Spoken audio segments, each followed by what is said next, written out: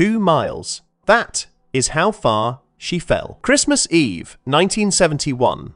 A passenger plane breaks apart in a thunderstorm over the Peruvian Amazon. 91 people are aboard. 90 of them die. One girl, 17 years old, still buckled into her seat, falls 10,000 feet into the rainforest and lives. That is the miracle. But it is not the case. The case is what happened next. Because she was not the only one who survived the fall. Others lived too. They sat in the wreckage. They waited. And the people sent to save them flew over their heads, turned around, and left them in the jungle to die. Her name was Julianne Kopisike. She was 17 years old. She had just finished her final high school exams in Lima, Peru, the day before. Her parents were both German biologists. Her mother, Maria, was an ornithologist, a scientist who studied birds.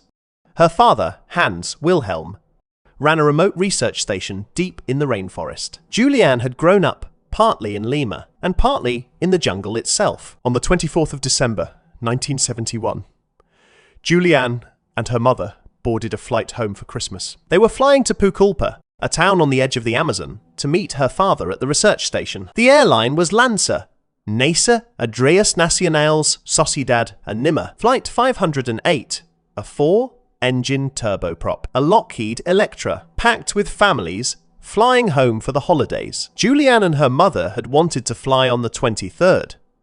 Every other airline was booked. Only Lancer had 2 seats left, and Lancer had a reputation. In the years before that Christmas Eve, Lancer had already lost 2 aircraft, 2 crashes, dozens dead. The airline was so distrusted that Julianne's father had begged them not to fly it. But it was Christmas.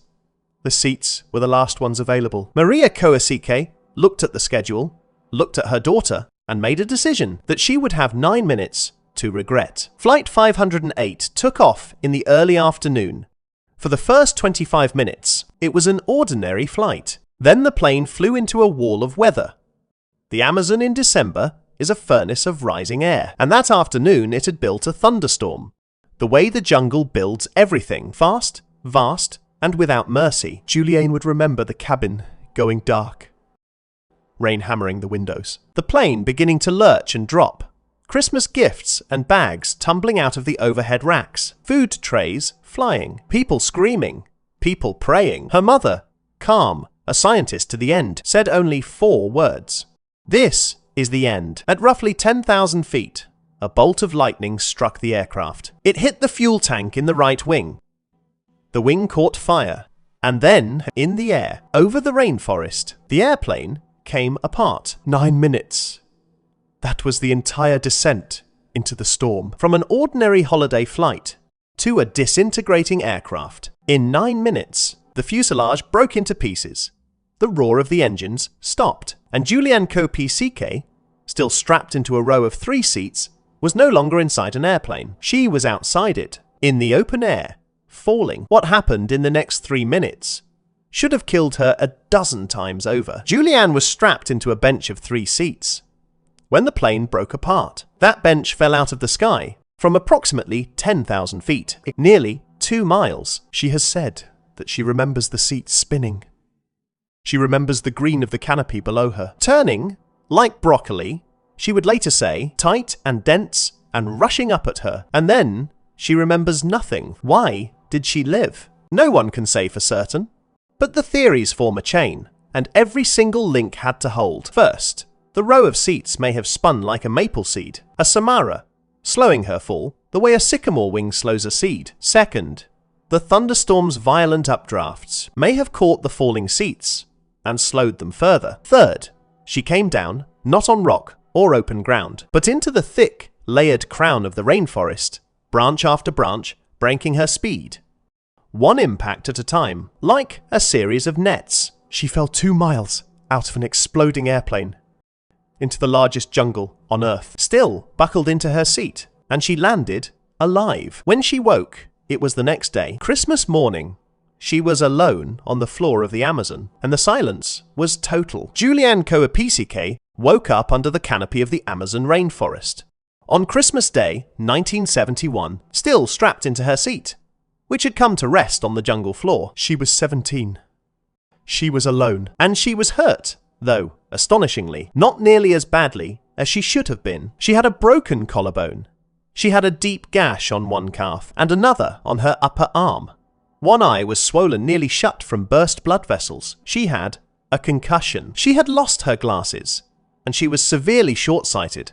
The green world around her was a blur. She had lost one shoe, but she could stand. She could walk. After a fall of 2 miles, she could walk. For a long time on that first day, she lay where she was, drifting in and out. When she could finally focus, she called out for her mother, again and again, into the green. Nothing answered. And here is where most people would have stayed. Injured, half-blind, in shock, 17 years old, in one of the most hostile environments on the planet. Most people would have sat down beside the wreckage and waited to be found. Julianne did one thing differently, and it is the reason she is alive, and the others are not. She listened to her father, not in person. He was 100 miles away and did not yet know his family had fallen out of the sky. She listened to what he had taught her in all those years at the research station in the jungle. He had told her, if you are ever lost in the forest, find running water. Follow it downstream. Moving water leads to bigger water. Bigger water leads to people. So Julianne Kopasike, 17 years old, one shoe, half blind, a broken collarbone, stood up and went looking for a stream. Julianne had almost nothing in the wreckage near her seat. She found a small bag of sweets, a handful of candy. That was her entire food supply for what would become 11 days. She found other things too. As she began to move through the jungle, following the trickle of water, she came upon more of the crash, scattered debris, rows of seats, and then the bodies. She found 3 passengers, still strapped into a bench of seats like her own. Driven partway into the soft earth by the force of the fall, she steeled herself and checked them. She was terrified that one of them was her mother. She took a stick and touched a painted toenail on one of the bodies. Her mother never wore nail polish. It was not her. She made herself keep moving. Downstream. Always downstream. Here is a detail that says everything about her composure. At one point in those first days, in the wreckage, she found a Christmas cake in the heat and the rain. It had already spoiled. She left it. She understood that spoiled food in the jungle would kill her faster than hunger would. And then there was the radio. Searchers, in the days that followed, were broadcasting messages to any survivors over the radio, telling them to stay put, telling them help was coming. Other survivors, it is believed, may have heard those broadcasts and obeyed them, stayed where they were, waited. Julianne could not hear any broadcast. She had no radio, and so, by pure accident, she never received the one instruction that would have killed her. Stay where you are. For 11 days, Julianne Kopasike walked. She waded down streams that fed into creeks, creeks that fed into rivers, following her father's rule, with the patience of someone who had nothing left but the rule. The jungle attacked her constantly. The gash on her arm became infected. Maggots burrowed into the open wound. She could feel them. She remembered, again, something from the research station, that you could flush maggots from a wound with kerosene or gasoline. She had neither. At one point, she found a small can of fuel near the wreckage and poured it into the wound herself, pulling the maggots out one by one with her own fingers. She could barely see. She slept on muddy banks. She was eaten alive by insects. She walked past caimans, sliding off the banks into the water. She stepped over stingrays in the shallows. She kept to the middle of the streams, in open water, precisely because her father had taught her that the dangerous animals lurk at the edges, in the tangle, not out in the current. The candy ran out after a few days. After that, she ate nothing. For more than a week, in moving water, she simply did not eat. She grew weaker. Her skin burned and blistered. The sun, where it broke through, cooked her shoulders. At night, the cold of the water leached the strength out of her. She began to lose track of the days. And above her, the entire time, she could sometimes hear them. Engines, search planes, far overhead, crossing back and forth across the canopy, looking for the wreckage of Flight 508. She could hear the rescue. The rescue could not see her. 100 feet of solid green stood between a 17-year-old girl and the men who had come to save her. and that same green stood over everyone else who had lived. On the 10th day, Julianne heard a sound that was not an animal and was not an engine in the sky. She had reached a wider river, and on its bank, half hidden, she found a boat, a small motorboat, tied up. Beside it, a path led up to a crude shelter, a hut used by forest workers. There was no one there. But the boat meant people. People meant rescue. She found a small can of gasoline by the shelter, and she did, again, the thing she had been doing for 10 days. She used what she had been taught. She poured the fuel onto the worst wound on her arm to drive out the infection, and she crawled into the shelter and she waited. She debated taking the boat. She decided not to. To steal it, in her mind, would have been wrong, so she lay in the hut. Too weak now to go much farther, and she hoped someone would come back for it. She waited a day. A full day, alone, starving. Her arm full of infection, 11 days out from a 2-mile fall, in a stranger's hut in the middle of the Amazon. And then, in the late afternoon of the 11th day, voices, Peruvian lumber workers, came down the path to their boat, and they found a ghost, a skeletal, sunburned, half-blind teenage girl, in the rags of a minidress, one eye swollen, an arm crawling with infection, who looked up at them and explained in calm Spanish that she was the survivor of the airliner that the whole country was searching for. The lumber workers tended her wounds. They fed her. The next day, they took her by boat, a 7-hour journey downriver, to a logging settlement where a local pilot finally flew her to the hospital in Pucallpa, the town she had been trying to reach. All along, her father was there. He had spent 12 days believing he had lost his wife and his daughter both. When Julianne was carried in, alive, he could barely speak, and then, only then, did the second half of the story begin, because Julianne Coepissique was now the most important witness in Peru. She had been inside the crash. She had walked across the crash. She knew, roughly, where the wreckage lay, and she knew something the searchers did not want to hear. She told them that she had not been the only one to survive the fall. When search teams finally reached the main crash site, guided in part by Julianne, they recovered the dead, but the forensic accounts that followed told a darker story than a simple plane crash. Some of the victims had not died on impact. Some had survived the fall, as Julianne had, and had lived for days afterward on the floor of the jungle, waiting for a rescue. That searched the wrong places, gave up too soon, and never came down. A row of seats, like hers, found with its passengers still strapped in. Evidence, disputed, debated,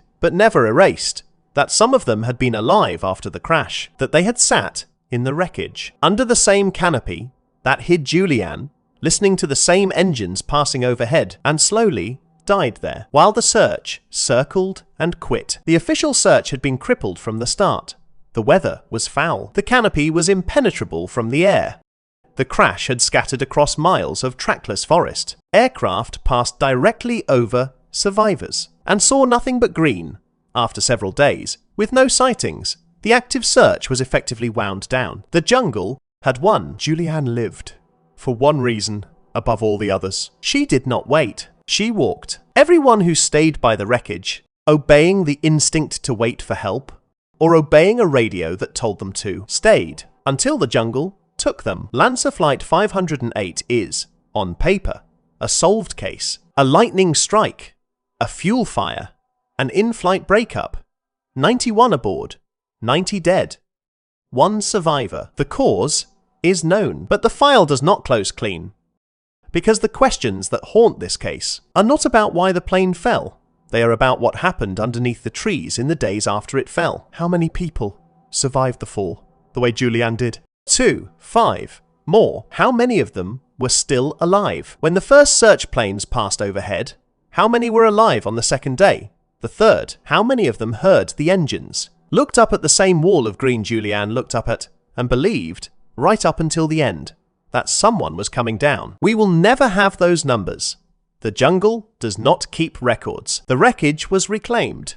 The witnesses, except for one girl, never came home to be counted, and the one girl who did became a scientist. Julianne Coepissique grew up to be a biologist like her parents, a specialist in bats. She went back, decades later, to the exact stretch of rainforest that had nearly killed her, and instead, in the end, had carried her out. She has said that she does not believe in miracles. She believes she survived because of a chain of luck and a handful of lessons from a father who taught her to follow the water. But the case asks one more question that no biology can answer. If Julianne lived because she walked, then everyone who could have walked and didn't died, waiting for the rest of us, waiting for the search, waiting for the rescue, waiting for the help that never broke through the canopy. Chalkline file doesn't promise you answers. Sometimes the file is closed.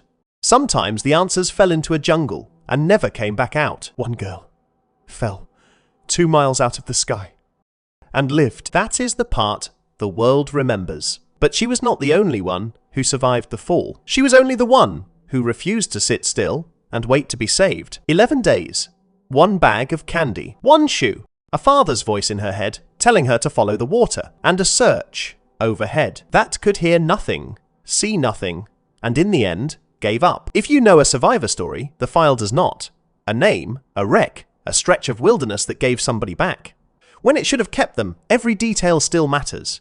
The file stays open for the ones the search left behind. Cold cases stay cold until they don't. This was the Lanza file. Subscribe for more case files from the Deep Archive. Some of them have answers. Most of them are still waiting.